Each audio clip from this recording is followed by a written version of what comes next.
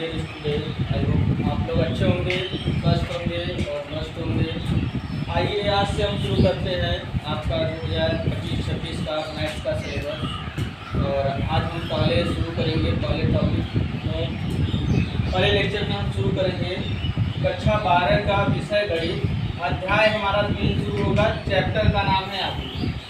इस चैप्टर को हम शुरू करेंगे और इसे इस तरीके से पढ़ेंगे कि हमें लगने लगेगा कि नहीं मैथ बहुत आसान है और सिलेबस भी हमारा बहुत आसान है और सिलेबस मैथ का बहुत कम हो गया है। तो आप यदि मन लगाकर पढ़ेंगे तो आपका नंबर बहुत अच्छे से आएगा। हमारे साथ जुड़े रहिए, हम आपका अच्छा नंबर लाने के लिए तत्पर रहेंगे और प्रयास करेंगे कि आपका बहुत अच्छा नंबर है। चलिए हम शुरू करते हैं। तो पहले हम जानेंगे कि आबी होता क्या है। देखिए आबी होता क्या है। आबी किसी सुपरिभाषित आंकड़ों के समूह या संग्रह को एक बड़े कोष्ठक के अंदर पंक्ति और स्तंभ के रूप में लिखना ही हमारा आबी होता है। इसे हम बोर्ड पर बनाकर समझाते हैं आपको। देखिए इसका कहने का मतलब कोई भी एक सुपरिभाषित आंकड़ा दिया है उसे हम बड़े कोष्ठक के अंदर पंक्ति और स्तंभ के रूप में लिखना। जैसे 1 2 3 4 5 6 7 8 9 इस प्रकार से लिखना हमारा आबी कहलाता है।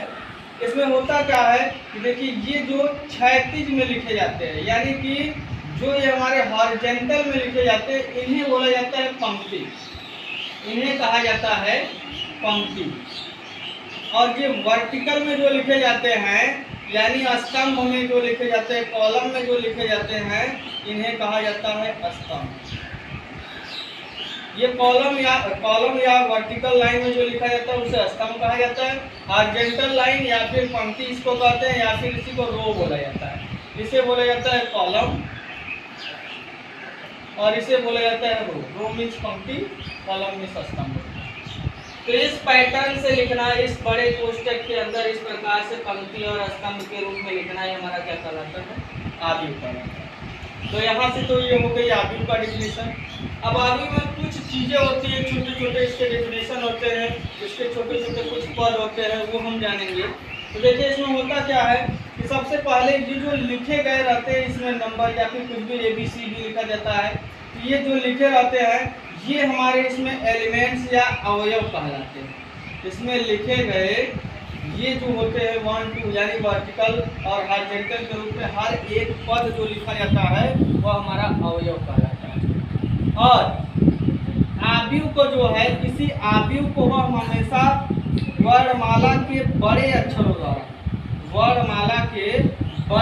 द्वारा दर्शाते हैं। आव्यूह को हमेशा वर्णमाला के बड़े अक्षरों द्वारा दर्शाते हैं, जैसे capital A, capital B, capital C dot. इस तरीके से हम आव्यूह को दर्शाते हैं। और इसके अंदर जो अवयव रहते हैं ये वर्णमाला के छोटे अक्षरों द्वारा दर्शाए जाते हैं। छोटे अक्षरों द्वारा, जैसे इसके अंदर मान लिया जाए कि यदि हमारा आव्यूह A के अंदर, एक आव्यूह A है, इसके अंदर यदि हमारा ABC अवयव है तो ये स्मॉल लेटर में लिखे जाएंगे। अंदर जो है स्मॉल लेटर में लिखे जाते हैं इस टाइप से। तो इस तरीके से हम क्या करते हैं, आव्यूह का रिप्रेजेंटेशन करते हैं, प्रदर्शित करते हैं और इसके अवयव को ऐसे। ये तो हो गए इसके डिफिनेशन और इससे किससे दर्शाते हैं इसकी बात हो गई। अब इसके बाद हम जानेंगे कि ये पंक्ति और रो से मिलकर कुछ चीज़ें बनती हैं, उसे क्या कहा जाता है। देखो यहाँ पर हम जानेंगे इसके बाद इसकी कोटि के बारे में। कोटि, ऑर्डर। कोटि जो होता है ये क्या होता है, ऑर्डर जो होता है ये क्या होता है इसका। ऑर्डर में हम देखते हैं पंक्ति और स्तंभ कि किसी आव्यूह में कितने पंक्ति और कितने स्तंभ हैं। तो देखा जाए तो यहाँ 1 2 3 पंक्ति हैं।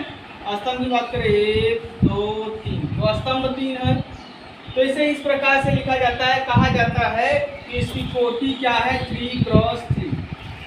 इसमें कुछ नॉर्मल अवयव यदि लेते हैं, जैसे मान लिया जाए इसमें अवयवों की संख्या कितनी है, कुल m, और पंक्तियों की संख्या मान लिया जाए m है, और कॉलम की संख्या यदि हम मान लेते हैं इसमें n है, तो उस स्थिति में यहाँ पर हमारा ऑर्डर हो जाता है m क्रॉस n हो जाता है। तो जनरल फॉर्म में ले लेते हैं कि जैसे किसी अवयव में पंक्तियों में अवयवों की संख्या क्या है m और कॉलम में अवयवों की संख्या कितनी है n, यानी कुल m पंक्ति और n कॉलम है, तो उस कंडीशन में इसकी कोटि हो जाएगी m क्रॉस n। और इसके अवयवों की संख्या की बात करेंगे, इसमें कुल अवयवों की संख्या की बात कर दें, कुल अवयवों की संख्या हो जाएगी जो इनके गुणनफल का आंसर मिलेगा। अवयवों की संख्या, यदि अवयव में अवयवों की संख्या पूछ दिया जाए तो जो इसके आर्डर के गुणनफल, मतलब जो इसके पंक्ति और स्तंभ के गुणनफल का वैल्यू होगा वो हमारा इसका क्या हो जाएगा, अवयवों की संख्या। 3 3 का 9, देखिए इसमें कुल 9। तो इस तरीके से हम अवयवों की संख्या होगा। और हमेशा कोटि लिखते समय पहले रो को लिखा जाता है, पहले रो को, फिर क्रॉस कॉलम बोलते हैं, रो क्रॉस कॉलम, 3 क्रॉस 3, इस तरह से, यानी कि पंक्ति जुड़े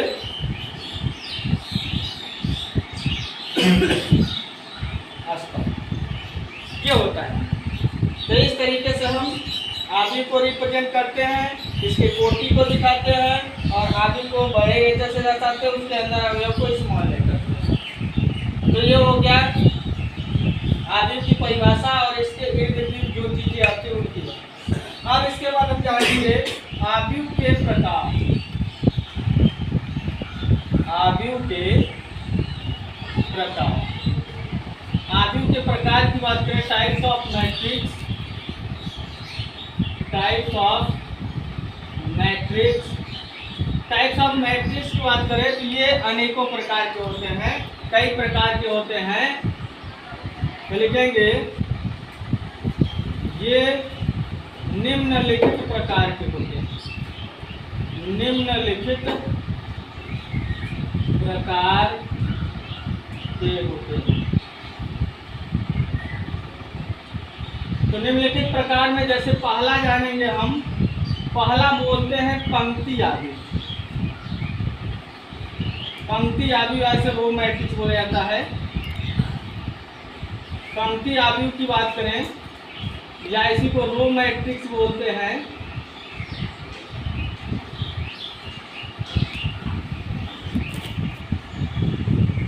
रो मैट्रिक्स की बात करते हैं तो रो मैट्रिक्स में होता क्या है, एक ऐसा आव्यूह जिसमें केवल और केवल एक पंक्ति हो, जिसमें केवल, देखिए इसमें केवल एक पंक्ति है, इसे लिख सकते हैं कॉलम 1 2 3 है, 1 क्रॉस 3 ऑर्डर का हो जाएगा। यानी एक ऐसा आव्यूह जिसमें केवल और केवल एक पंक्ति हो, वह आव्यूह पंक्ति आव्यूह कहलाता है। परिभाषा इसकी क्या हो जाएगी, वह आव्यूह जिसमें केवल एक पंक्ति हो,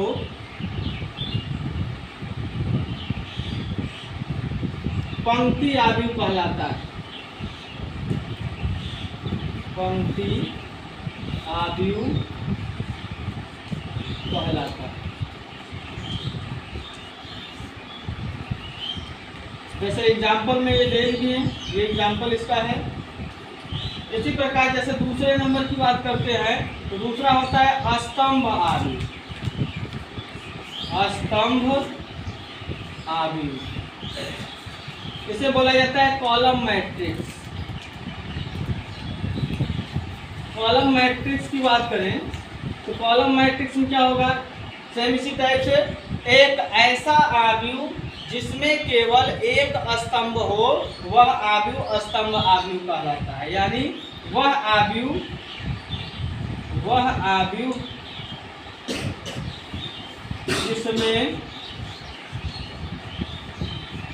जिसमें केवल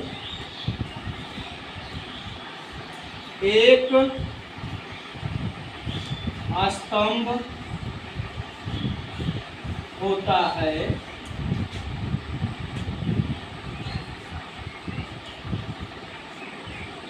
स्तंभ आव्यूह कहलाता है।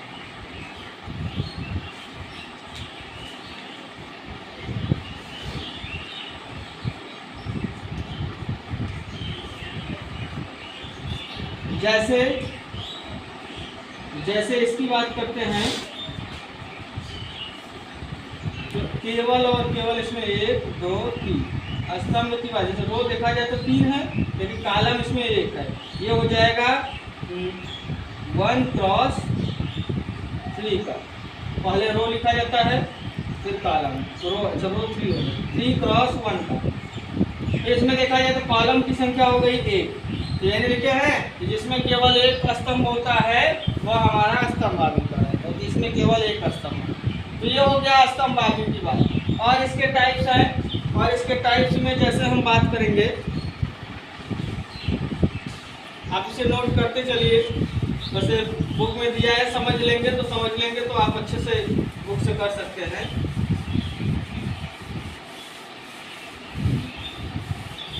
अब इसके बाद जैसे जानेंगे हम, नेक्स्ट नंबर हमारा होता है वर्ग आव्यूह।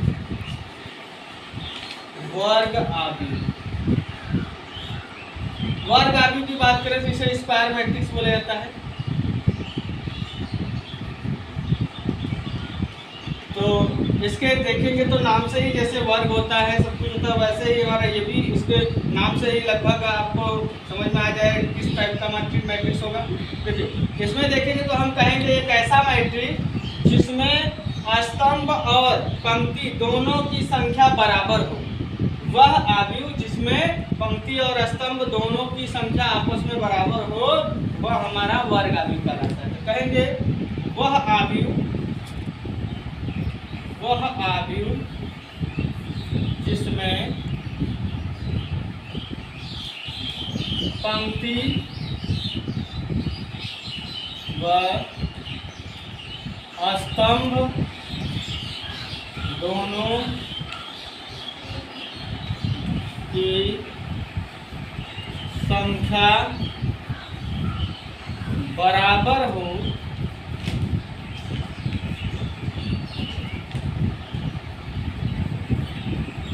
वर्ग आव्यूह कहलाता है।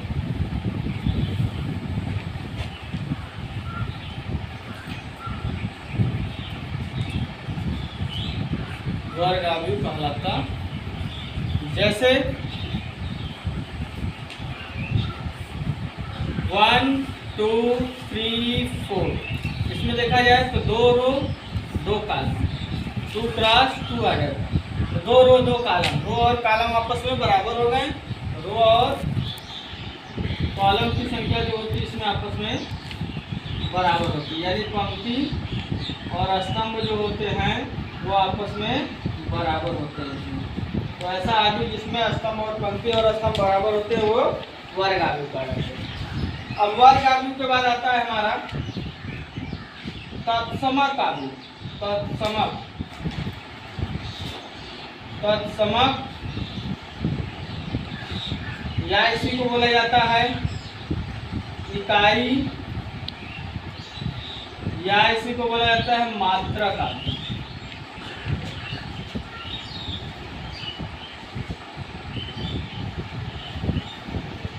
अंग्रेजी में इसे यूनिटरी भी बोला जाता है, यूनिट मैट्रिक्स भी बोला जाता है, आइडेंटिटी मैट्रिक्स भी बोला जाता है,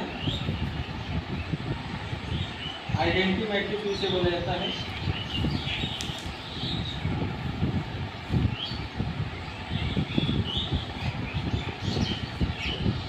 तो यहाँ से देखा जाए तो इसकी परिभाषा क्या होती है कि वह मैट्रिक्स, वह आव्यूह जिसके मुख्य विकर्ण पर उपस्थित अवयव एक हो, वह आव्यूह क्या कहलाता है? तत्समक आव्यूह या फिर इकाई आव्यूह या फिर मात्रक आव्यूह कहलाता है। यानी वह आव्यूह जिसके मुख्य विकर्ण पर स्थित अवयव एक हो, वह तत्समक आव्यूह कहलाता है। तत्समक आव्यूह कहलाता है।